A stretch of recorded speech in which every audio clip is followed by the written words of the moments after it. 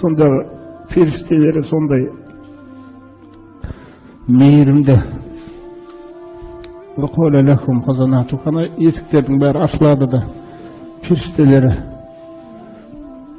саламун алейкум деген сөзбен қарсылады екен. Сәлем сендерге, Алланың сәлемі сендерге. Енді ешқандай қорқыныш жоқ сендерге. Тыпытым, шамаларың келгенше жақсылап атқарып беріңдер мұсылманшылықты. Алланың дінін, намазын шамаларың келгенше істедіңдер. Жақсы болдыңдар. Сәлем сендерге. Алла тағаланың үзілмейтін сәлемі. Фатхулуха хаулидин. Кіріп кетіңдер тезірек мына жәннатқа дейді екен. Сонда жаңағы жәннатқа кірген мұсылмандардың қуанғаны, сол күні олар бір ерекше альхамдулилланы айтады.